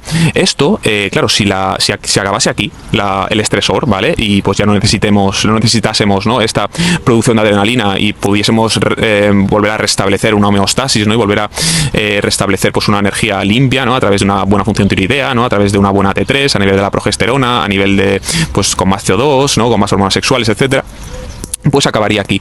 ¿Qué pasa? Que vamos a ver que si se mantiene en el tiempo, ¿qué va a pasar? Pues un segundo. Como digo, lo que va a pasar es pues que va a entrar el siguiente protagonista, que va a ser el glucocorticoide, que va a ser el cortisol, y aquí esta glucosa, que como digo está siendo poca, ¿no? Porque literalmente la hemos sacado del hígado. Ahora tenemos que ir formando más, y uno de las funciones del cortisol va a ser la proteólisis, ¿no? o el catabolismo muscular para conseguir el aminoácido, ¿no? Porque el aminoácido es, digamos, de todo lo que puede ser precursor para la glucosa, digamos, el que tiene mayor peso, ¿no? Esto también explica por qué en el vídeo anterior, por ejemplo, en el que comparaba dietas bajas en carbohidratos o al revés, ¿no? Dietas altas en carbohidrato y bajas en grasa, aquel estudio que se hizo con mujeres, ¿no? En el que, bueno, veíamos que necesitaban una dieta muy alta en proteínas, y aún así el peso que perdían estaba siendo el doble de masa magra que de masa grasa. Es decir, estaban perdiendo musculatura aún consumiendo mucha proteína. ¿Por qué? Porque estaban introduciendo 0 carbohidratos y por lo tanto había que obtener esa glucosa a partir de, por ejemplo, del aminoácido. Por lo tanto, el cortisol muy elevado para generar esa proteólisis continua, ¿no? Aquí también vemos pues algo negativo a largo plazo, ¿no? Y luego, ¿qué más decir? Ah, sí, muy importante. Aquí podría acabar la respuesta, ¿no? Es decir, si parase el estresor, pues podría acabar la respuesta. ¿Qué es lo que hay que acabar la respuesta? Ser resistentes al estrés. ¿Cómo ser resistente al estrés? Pues si yo tuviese, por ejemplo, el glucógeno hepático lleno, con esa carga de glucosa ya podría abastecer o responder. Además, siendo metabólicamente flexible, metabólicamente sano y teniendo altos niveles de T3, quiere decir que soy más sensible a la adrenalina. Por lo tanto, con menos adrenalina, con menos respuesta adrenal, yo podría hacer todas estas funciones que he estado hablando, ¿vale? Literalmente, ser resistente al estrés, por ejemplo, ser eficiente oxidando glucosa, me está dando un amortiguador muy bueno frente al estrés, ¿vale? ¿Qué pasa en el caso de una persona, por ejemplo, que está en cetosis? Bien, pues pasa que este amortiguador, esta primera fase no la tiene, ¿vale? Es por eso que os digo que son más sensibles, y por eso el estudio este de la gente que está en cetosis y que tras las primeras semanas, si bien el cortisol vuelve a un nivel basal, después ante cualquier estresor se dispara, es por esto, porque esta primera fase de alarma no la tienen, saltan a la segunda donde el cortisol, donde el glucocorticoide es el protagonista, ¿no? Y que, como digo, tiene una vida media más larga y tiene unas funciones como más sostenidas y más prolongadas, ¿no? Con lo negativo que es esto. ¿Por qué? Pues porque no solamente parte de un glucógeno hepático vacío, muy importante, sino que también son resistentes a los receptores adrenérgicos, ¿vale? Esto es un mecanismo bastante documentado, y quiere decir lo siguiente: cuando los tejidos están expuestos a altos niveles, a altas concentraciones de adrenalina, digamos que se van desensibilizando. ¿Cómo? Pues diferentes mecanismos. Pueden ese receptor integrarlo a la célula, es decir, que desaparezca de la membrana, o reduciendo la expresión génica de esos receptores, pero básicamente hace que la célula sea menos sensible y por lo tanto requiera más adrenalina. ¿Y qué pasa en una persona que está en cetosis o una persona que está oxidando predominantemente grasa? Pues que la adrenalina, como digo, es el componente o el agente lipolítico principal del cuerpo. Por lo tanto, tienen basales de adrenalina más elevados, porque literalmente lo necesitas para movilizar el sustrato que estás utilizando, ¿vale? Entonces, si juntamos estas dos cosas, un glucógeno hepático que parte ya vacío o bajo mínimos y una adrenalina elevada y por lo tanto una resistencia a la adrenalina o a esos receptores adrenérgicos, tenemos que el cuerpo salta directamente a la segunda fase del estrés, ¿vale? Es decir, es literalmente una persona que supuestamente está adaptada a más estrés, pues mucho más sensible, ¿no? Así que bueno, vamos a ver la segunda parte, ¿no? Del escalón. Como digo, podría terminar aquí, pero en el caso de que se mantenga el estresor, pues saltamos a la siguiente. Aquí, como vemos, la curva sube bastante porque quiere decir que se está movilizando mucha energía. Claro, esa energía no es para ti, ¿no? Para regenerarte, para tener una mejor producción hormonal, para sintetizar proteínas simplemente pues más de colágeno, ¿no? Para tener una mejor piel, para tener un mejor cabello, ¿no? Es decir, para vivir una vida bastante más plena, ¿no? Para tener una mejor cognición, etcétera. No. esa energía únicamente es para responder a ese estresor, ¿no? Es decir, en el momento en que ese estresor cese, esa condición cese, pues volvería a bajar, ¿no? Volvería a intentar equilibrarse en la homeostasis. Que si bien vamos a ver que si esta situación ha sido lo suficientemente larga y ha degenerado lo suficiente el sistema, por ejemplo, ha degenerado la función tiroidea, a la hora de volver a la homeostasis, y esto es un peligro, vamos a estar por debajo, es decir, vamos a tener una línea azul, ¿vale? Es decir, vamos a estar en equilibrio, porque no, por ejemplo, o sea, no hay un déficit energético, literalmente hay una energía suficiente como para mantener todo, pero claro, ahora hay menos que mantener porque muchas funciones están suprimidas, ¿no? Eso es un peligro. Bien, entonces, bueno, ¿cuál es esta segunda respuesta al estrés? Esta segunda respuesta se llama, o este segundo eslabón se llama fase de resistencia. Bien, en esta fase, como digo, tiene bastante predominancia el glucocorticoide, que es el cortisol. Claro, las catecolaminas van a seguir activas, ¿no? Pero ahora digamos que va a tener más presencia esta hormona. Esta hormona que va a ir haciendo, ¿no? Es decir, ¿cuáles van a ser sus funciones? Pues básicamente esa gluconeogénesis, principalmente, ¿no? Es decir, el ir generando glucosa a través de aminoácidos, glicerol y lactato, como he dicho. Luego otra de sus funciones, por lo tanto, la proteólisis, ¿no? Es el catabolismo muscular, el saber romper aminoácido para obtener los precursores para la gluconeogénesis. Luego también, muy importante, bueno, la inmunosupresión, ¿vale? Esto es bestial, literalmente mata, ¿no? Linfocitos T, bueno, creo que lo he explicado antes, ¿no? Es decir, para que ahora mismo, en ese estado, ¿no? en ese estado de respuesta al estrés, en este estado de adaptación, no podemos permitirnos pues algo tan energético o tan costosamente energético como es una inflamación o una respuesta inflamatoria, ¿no? Entonces, digamos que suprimimos eso. Eso, como digo, a corto plazo es bueno, pero claro, a largo plazo es muy malo, ¿no? Luego también muy importante la supresión tiroidea y la supresión de hormonas sexuales, ¿no? Porque, como digo, aquí, como veis, igual que las adrenales, simplemente su función es más movilizar energía, movilizar sustrato. Aquí no solamente cronificamos esa movilización de sustrato, sino que, porque el cortisol también ayuda, ¿no? a mantener esa lipólisis, ¿no? que hace la adrenalina, sino que también sus funciones es empezar a suprimir, ¿vale? Es empezar a suprimir funciones, digamos, de lujo metabólico, que, pues eso, suponen un coste mayor, pero que no son tan esenciales para la supervivencia. Entonces, eso tiene que apagarse o suprimirse parcialmente de alguna forma. Pero, como digo, esa supresión es negativa, porque luego pierdes función, ¿vale? Es como si, por ejemplo, suprimes momentáneamente la oxigenación del cerebro, ¿no? En un tejido muy complejo. Claro, esa pérdida de producción energética en el cerebro, porque faltaría el oxígeno, que es el aceptor final, ¿no? Y que mueve los electrones durante la cadena para producir energía, supondría, lo más importante, no que estuvieses un poco más lento cognitivamente, no, es que a nivel estructural se perdería estructura, ¿entiendes? Porque la función, esa energía, es lo que mantiene las estructuras. Entonces, si pierdas esas estructuras, luego esas estructuras no van a permitir generar otra vez energía. Entonces, digamos que menoscabas los sistemas una barbaridad. Es por eso que se produce hipotiroidismo, es por eso que se produce atrofia de las cosas, es por eso que si tú no usas la musculatura y estás un año derrumbado y destruido en el sofá, luego tienes literalmente atrofia muscular, porque los sistemas vivos se mantienen con la función, ¿sabes? La vida mantiene la vida. Entonces eso, ¿cómo lo hace? A nivel de, pues creo que ya lo he explicado, ¿no? Por diferentes mecanismos, consigue, bueno, eso, ¿no? La desactivación de iodinasas de 1, la sobreestimulación de las D3, pues eso, ¿no? La inhibición de la secreción, de la hormona liberadora de gonadotropina, ¿no? Para inhibir, ¿no? la síntesis de hormonas sexuales, etcétera, ¿no? Luego también está la función de, claro, si esto se está cronificando, esta glucosa que estamos sintetizando nosotros en el hígado, claro, no podemos no podemos permitir que los tejidos, diferentes órganos, tejidos periféricos la usen, ¿no?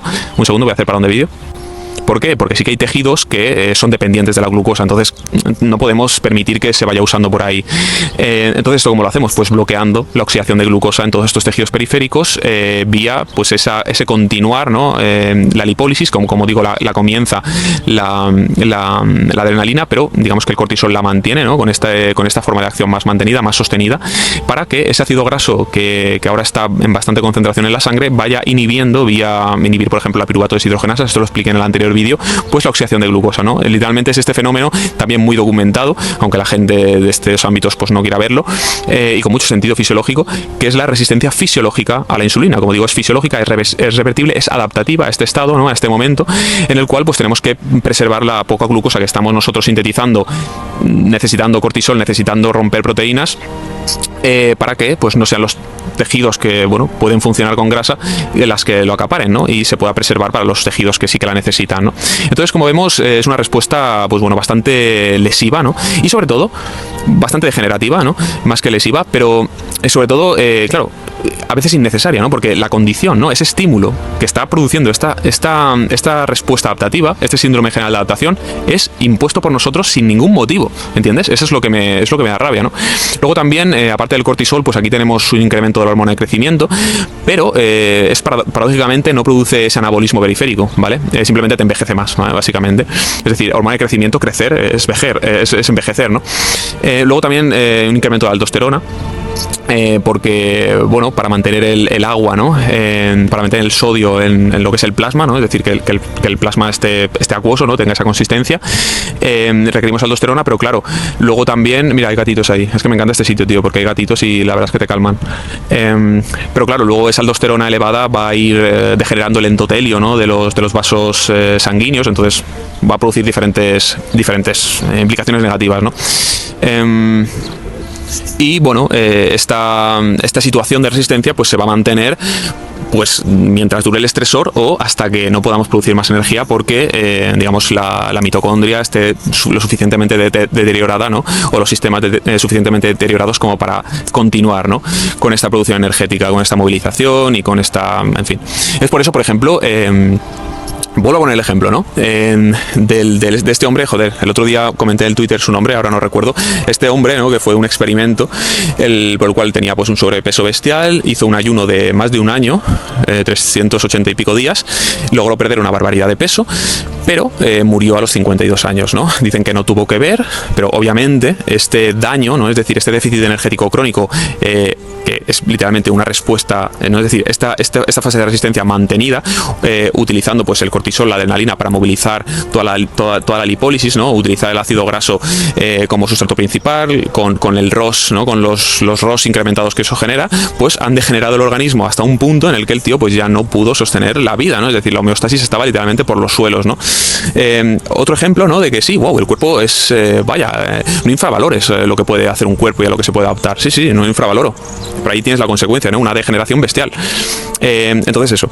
Luego pasamos a la última fase. La última fase se puede bifurcar, ¿no? Es decir, hay dos salidas. Una fase es una posibilidad sería la recuperación, ¿vale? Es decir, digamos que el estresor para y nosotros pudiendo, bueno, estando suministrando, ¿no? De nuevo una señalización de energía, una señalización de abundancia energética, ¿no? Carbohidratos simples, que haya cofactores, ¿no? Para la oxidación de ese carbohidrato, que haya, bueno, luz solar, por ejemplo, descanso, ¿no? Que no haya pufas, que no haya interferencias, etcétera, pues podemos volver a recuperar la homeostasis, ¿no? Y volver a tener una energía limpia. Ahora bien, como digo, está el peligro de que la homeostasis ahora se haya quedado por abajo, ¿no? Digamos en un nivel inferior, porque pues el daño que hemos generado pues ha degenerado tanto la función mitocondrial del metabolismo que ahora tenemos un metabolismo más bajo. Y claro, necesitamos menos hormona tiroidea, por ejemplo, pero porque hay menos que mantener. Pero eso no es el objetivo. El objetivo no es tender a necesitar cada vez menos, ¿no? Intentar, pues bueno, ser cada vez menos capaces y así, pues bueno, menos que mantener. Es esa mentalidad de decir, ostras, es que gano 1.000 euros. Entonces, lo que voy a hacer es a ver cómo lo optimizo bien, estos 1.000 euros, ¿no? Para gastar lo mínimo y así, pues poder sobrevivir y tal. En vez de pensar, tío, pues voy a buscar otra forma de ganar pasta, ¿sabes? O sea, no quieres tender a la restricción continua, ¿no? Porque literalmente eso te va degenerando. De hecho, te hace más más sensible al estrés, porque literalmente si ahora hay otra respuesta al estrés, tu homeostasis parte de más bajo. Estamos más cerca del suelo de la entropía, ¿no? Entonces eso. Y luego, la otra vertiente es el agotamiento, ¿vale? El agotamiento es cuando el estresor es demasiado, ¿vale? El estresor ha sido demasiado intenso, demasiado mantenido y pues, digamos, nuestra mitocondria, es decir, nuestro sistema ya no es capaz, ¿no? De seguir produciendo energía y los sistemas empiezan a colapsar, ¿no? Y aquí veríamos, pues, bueno, pues un daño bastante grande, ¿no? Ya veríamos sintomatología a nivel de esos niveles más complejos, ¿no? Más sofisticados, veríamos pues desregulaciones a todos los niveles, metabólico, empezaríamos a ver, yo qué sé, síndrome metabólico, ¿no? Hígado graso, por ejemplo, porque el hígado ya no tiene la energía suficiente como para ir exportando esa grasa, problemas de glucemia, problemas de hipertensión, problemas de hipotiroidismo, problemas neuronales, ¿no? Por ejemplo, por esa excitotoxicidad neuronal que produce el cortisol con el tema del calcio, en fin, un destrozo, ¿no? A todos los niveles, a nivel cardíaco también. Luego, por ejemplo, en este estado de tanta deficiencia energética, las células buscan formas más primitivas y más rápidas de obtener energía, pero mucho más sucias, ¿no? Como por ejemplo es la glucólisis anaerobia, por la cual se produce lactato, ¿vale? Se produce muy poco ATP, se produce mucho lactato, se produce cero CO2, ¿no? Que es lo que se llama el efecto Warburg, ¿no? Que explica el comportamiento cancerígeno, ¿no? Y la proliferación y este comportamiento celular, y esta tendencia, ¿no? Esta dinámica celular. Entonces eso sería. Es como por ejemplo cuando esas fotos, ¿no? De gente, de soldados que van a la guerra, ¿no? Y yo qué sé, dura 2 años, ¿no? El tiempo que están fuera, pero vienen y han envejecido 40 años, ¿no? Porque la degeneración es bestial lo que produce, ¿vale? Esa supresión, ¿no? Ese vivir estresado. Un segundo. Bueno, pues habiendo puesto fin ya, ¿no? A la explicación fisiológica de lo que es la respuesta al estrés, ¿no? Es decir, por qué se da esta respuesta, qué es el síndrome general de adaptación, ¿no? Por qué nos adaptamos, qué es lo que se requiere para ello. Pues vamos a entender, por ejemplo, una de esas preguntas a las que aún no hemos respondido, ¿no? Es decir, por qué la gente, ¿no? Con dietas bajas en carbohidrato o que está en cetosis requiere estos estilos de vida, ¿no? Que parecen ser tan estresantes. Pues veréis, claro, cuando partimos de una función tiroidea suprimida, ¿no? Es decir, esto está constantemente replicado, ¿no? En la literatura científica, ¿no? Es decir, hay menos T3 en este tipo de dietas. Juntamos eso con un glucógeno hepático mínimo, ¿vale? Porque básicamente está vaciado constantemente, ¿no? Por esa lipólisis constante, por esa adrenalina constante, por esa necesidad, ¿no? de glucosa que no estamos metiendo dietéticamente.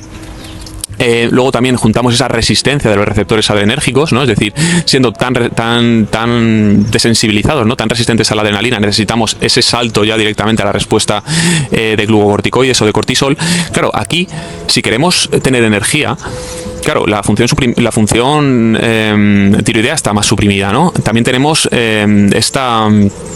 esta desensibilización a la adrenalina. Entonces la única forma es volver a introducir condiciones o estímulos que vuelvan a producirnos una respuesta al estrés, es decir, que vuelvan a movilizar energía, ¿no? Que vuelva a haber esa curva y para poder sentirnos bien, ¿vale?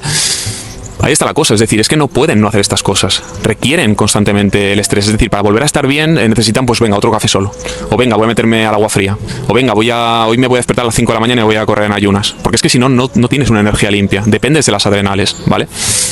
Es por esto, ¿no? O es una posible explicación y bastante coherente, ¿no? Un segundo. Como veis, ser resistente al estrés es literalmente lo contrario a estar adaptado, ¿vale? Estar adaptado al estrés quiere decir vivir en una respuesta o en un síndrome general de adaptación, ¿bien? En el que literalmente un nuevo estresor me haría polvo, ¿bien? Ser resistente al estrés es tener el glucógeno hepático lleno, tener una buena función tiroidea y por lo tanto ser sensible a la adrenalina, tener ese amortiguador, ¿no? Esa primera fase de alarma bastante amortiguada, ser capaz después de reponer todo esto bastante bien porque tenemos una buena función tiroidea, es decir, si nuestra homeostasis en vez de estar aquí está aquí porque tenemos un buen metabolismo y una función tiroidea, el estrés es mucho menos dañino para nosotros y podemos restablecernos bastante mejor de unas situaciones así, ¿vale? Literalmente estar calmado, ¿vale? Tener una buena energía, no deteriorársela en fines vanos, es literalmente lo que te hace resistente, ¿vale? No estar adaptado. Estar adaptado te hace muy frágil al estrés. Y lo vemos como en los ejemplos que os he puesto, ¿no? Es decir, por ejemplo, el Dylan. Dylan está adaptado al estrés. ¿Cuál es la consecuencia? Literalmente dejar de ser un hombre porque ya tú no produces tus propios andrógenos, ¿no? Eso es la adaptación al estrés. Es un destrozo, ¿no? Y bueno, para que entendáis, ¿no? Que lo dañinos que son ese mensaje, ¿no? De constante disciplina, de constante ser un tío duro, porque literalmente menoscabas tu calidad de vida para nada, ¿vale? Para nada, porque cuando hay una situación real, tú eres menos que un hombre, ¿vale? Y luego eso, que el sobreentrenamiento, por ejemplo, a nivel de entrenamiento, que quiero hacer un vídeo que está bastante bien, tengo muchas ganas de hacerlo sobre este tema, ¿no? Juntando este tema y el entrenamiento, porque hay cosas que cambian mi forma de entrenar que la verdad es que han tenido muchísimos beneficios para mí, y metiéndome a saco, ¿no? Con el fitness y tal. Pues está este discurso, ¿no? De que el sobreentrenamiento no existe, ¿no? De tarracos y benlliures de turno, pero realmente no existe. Si quieres envejecer 20 años en un año y ser un obeso muscular, no existe, ¿no? Pero si quieres ser un hombre bastante funcional y que literalmente el deporte te dé más a tu vida, ¿no? Que te quite, ¿no? Pues obviamente sí que existe, ¿no? Y es paradójico porque justamente la gente que más fuerte entrena, más infravalora esa recuperación, ¿no? Es decir, más infravalora cuánto me tengo que recuperar para que ese estrés que ha sido agudo no se convierta en un estrés crónico porque literalmente no recupero antes de volver a estresarme otra vez, ¿no? Entonces todo esto que lo tengáis en cuenta, ¿no? Bien, pues voy a dejar ya el vídeo. Bueno, ya que estamos hablando de eso, de las funciones superiores, ¿no? Que vas suprimiendo por estar adaptado. Y sobre todo, es que lo estúpido es estar adaptado a un estímulo que no es necesario, ¿entiendes? Es impuesto por ti mismo, no tiene sentido. Bueno, para ser más hombre o algo así. Es, pues eso, ¿no? Traer un poco la concepción que tiene Bataille, ¿vale? Georges Bataille, que es un pensador y un antropólogo francés respecto a este tema, que digamos que se puede asimilar bien a la fisiología. Básicamente, estar adaptado al estrés, por lo tanto tener menos energía para todas estas funciones de lujo, quiere decir, en sus términos, estar, por ejemplo, en una economía de la escasez, ¿no? Una economía restringida que llama él. Esta economía es básicamente, bueno, la economía clásica, ¿no? La economía de Marx, de Smith, de los neoclásicos. Esta economía parte de la premisa de una limitación de recursos, ¿no? Entonces, básicamente, el objetivo es organizar esa falta, ¿vale? Esa falta de recursos. Entonces, pues centrándonos en la producción, en la acumulación, en la distribución eficiente, ¿no? Es decir, es básicamente optimizar la escasez, ¿bien? Y es así como funciona el cuerpo. Es decir, nuestro cuerpo en esos estados de adaptación al estrés, y como digo, por estímulos que elegimos nosotros que no valen para nada, ¿no? Y estás perdiendo la vida para nada, hacen que tu cuerpo esté en una economía restringida, ¿vale? Es decir, optimizando recursos. En cambio, Bataille, piensa que, bueno, la economía tradicional está ciega y que realmente el problema de la economía no es decir, no tiene que partir de una premisa de recursos limitados, sino al revés, sino que el problema de la economía es cómo hacemos para disipar el excedente energético, es decir, qué hacer con la energía de más, ¿no? con los recursos de más que hay, porque es decir, todo, el sol, la vida, la biología, lo social, todo tiende a la generación energética, ¿no? Y el problema realmente de la economía es disipar ese excedente, ese exceso, ¿no? Entonces, y bueno, Bataille habla de que podemos hacerlo conscientemente, ¿no? Y disiparlo de forma constructiva, en el caso de la economía, pues a través del lujo, a través del arte, a través de la fiesta, a través del ritual, y no de forma destructiva, ¿no? Descontrolada, como puede ser, por ejemplo, las guerras, ¿no? O el colapso económico. Entonces esto es un buen acercamiento, ¿no? que trataré en otros vídeos. Esto me lo propuso Luis de Pablo, un saludo, que haré un podcast con él también, podremos volver a tratar esto, pero es bastante interesante, ¿no? Este símil. Y luego también tratar, ¿no? Es que no quiero hacer largo el vídeo, pero bueno, ya que estamos, que esas funciones superiores dependen en mucho o en gran parte del entorno, ¿vale? Porque nosotros, como sistemas vivos, como digo, esa forma, ¿no? que hemos visto en el vídeo de mantener nuestra homeostasis, ¿no? y alejarnos constantemente, oponernos constantemente a la entropía, es gracias a un intercambio de energía con el medio, ¿vale? De hecho, nosotros en ese intercambio lo que hacemos es aumentar la entropía del medio para mantener nuestro orden interno, porque la entropía, literalmente, la entropía total sí que tiene que ser positiva, ¿no? Es decir, todo tiene que tender a la entropía. Esto no es ir contra las leyes de la termodinámica, pero aumentando la entropía del entorno, digamos que mantenemos nuestro orden interno. Entonces, y es así, ¿no? Exacto. Y ese medio es lo que mejor va a señalizar un estado en el cual podamos desarrollar todas estas funciones de lujo, ¿no? Y en las que podamos disipar esta energía, este excedente energético en términos de Bataille, ¿vale? ¿Y cómo la disipamos? Pues con una mejor síntesis hormonal, con una mejor síntesis proteica, que digamos no es tan esencial, como por ejemplo tener buena piel, tener mejor cabello, tener mejores uñas, etcétera. Luego tener más termogénesis, es decir, tener más temperatura, ¿no? Que eso va a favorecer además, pues, en nuestro funcionamiento hormonal, nuestro funcionamiento enzimático y celular. Es decir, básicamente el entorno es lo que nos tiene que señalizar esa abundancia, esa posibilidad de usar, ¿no? ese excedente energético en vez de estar señalizando que lo que tenemos es poca energía y por lo tanto que estar optimizando los recursos limitados, ¿no? Con las graves implicaciones que tiene para nuestra calidad de vida. Luego, por ejemplo, aquí aprovecho de decir que, bueno, una de las formas, ¿no? en las que el entorno nos señaliza eso es el alimento, ¿no? Por ejemplo, la luz también, la luz solar también, ¿no? Es muy, muy importante, ¿no? Como señalización, pero el alimento es tan importante porque, por ejemplo, Carlos Stroh, ¿no? Que he hablado de él, vi un vídeo suyo en Instagram que decía que, por ejemplo, nosotros, el humano, tiene que oxidar primariamente grasa porque, si bien únicamente podemos cargar, ¿no? Con almacenes de, yo que sé, hasta entre 80 a 120 gramos de glucógeno hepático, en cambio podemos cargar con 20 kilos de grasa, ¿no? Por lo tanto podemos cargar con mucho más sustrato energético en forma de grasa que en forma de glucógeno. Entonces eso es la razón por la que deberíamos oxidar primariamente grasa. Ahora bien, pensad, ¿no? Si nosotros crecemos, nos desarrollamos, nos complejizamos gracias a ese intercambio con el medio, en el caso de estar oxidando glucosa primariamente, ¿qué estaríamos señalizando? estaríamos señalizando que estamos en un medio que permite el ir reponiendo el glucógeno.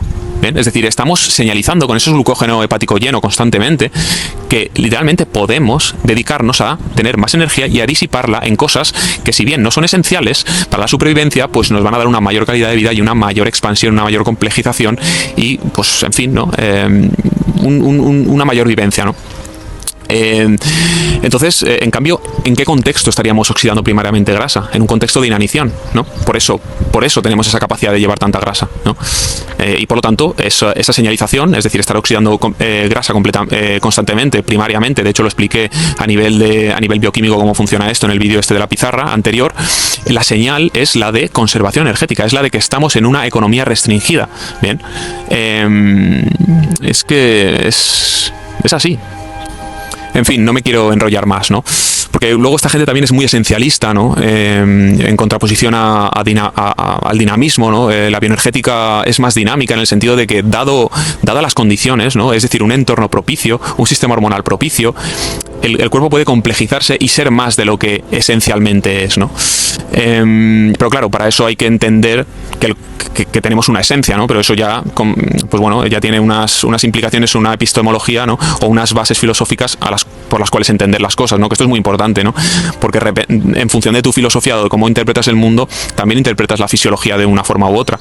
Eso también es importante, claramente, porque la fisiología al final nos dice que X produce Y, pero lo que quiere decir eso, ¿vale? Es decir, por qué lo produce, con qué finalidad, si es bueno o es malo, todo eso es interpretación nuestra, ¿no? Es decir, nosotros podemos ver, por ejemplo, que si no hay glucosa en el medio la producimos, ¿no? Y tú entender que por eso no la necesitamos y yo entender que es tan importante que la producimos y por lo tanto es mejor consumirla, ¿no? En fin, que la interpretación es muy importante. Entonces, bueno, esta gente, como digo, es muy esencialista, pero bueno, lo del esencialismo versus el dinamismo ya lo hablaremos. Pero bueno, eso ya lo hablaremos, ¿no? Yo, por ejemplo, soy partidario de la máxima existencialista de Sartre, ¿no? Que dice que la existencia precede a la esencia en el caso humano, ¿no? Y no al revés, es decir, sería, bueno, el existencialismo realmente, pues, sería oponerse también, ¿no? A esferas cetogénicas, porque... Pero bueno, esto ya es rizar el rizo de una forma, pues, un poco innecesaria para este vídeo, que seguramente se está haciendo muy largo, ¿no? Pero, básicamente, ¿qué quiere decir, ¿no? Que la existencia precede a la esencia.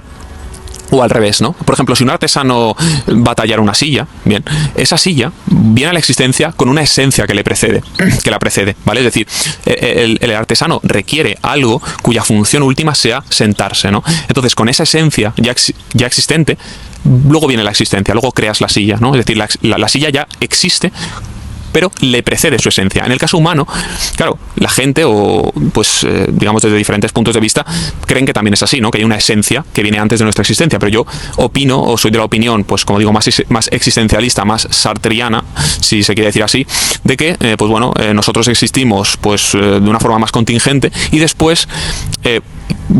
se va complejizando nuestro organismo gracias a, por ejemplo, esa interacción con el medio, que permite una corteza prefrontal bastante más desarrollada, que permite tener una conciencia de nosotros mismos y de repente vernos pues sin un motivo, ¿no? Es decir, no sabiendo seguir nuestras inclinaciones biológicas al igual que lo hacen los animales, porque tenemos esta conciencia de nosotros mismos que de repente, pues eso, requerimos un relato, requerimos un porqué, requerimos una necesidad de de saber que no es el final, ¿no? Es decir, que esta vida, bueno, que luego haya algo más, ¿no? Porque si no, claro, el saberte, es decir, ser consciente de ti mismo es ser consciente de tu finitud, entonces eso te puede bloquear, literalmente vas a acabar, ¿no? Entonces requieres pues montar un relato, ¿no? Más o menos complejo, una teología más o menos compleja, ¿no? En fin, ¿no? Y, como digo, dar una esencia, ¿bien? Pero siendo la existencia lo que precede en nuestro caso. En fin, queda igual, ¿no? Pues bueno, supongo que hayáis entendido un poco mejor lo que es el estrés, ¿no? Cuál es el fenómeno exactamente, a qué se refiere, por qué algo puede ser un estresor o no serlo, cuál es la respuesta, ¿no? Y cómo, pues seguramente puedas estar viviendo, ¿no? Constantemente en una respuesta al estrés porque no te recuperes, ¿no? Es decir, no haya esa fase de recuperación, porque antes de que haya esa fase ya estás introduciendo otro estresor, eso esté menoscabando, ¿no? Suprimiendo funcionalidades más complejas y, sobre todo, lo más importante, para nada, ¿vale? Para nada. Y esto lo hablaré en el vídeo este de entrenamiento. En fin, gente, un saludo. Que vaya bien. Chao.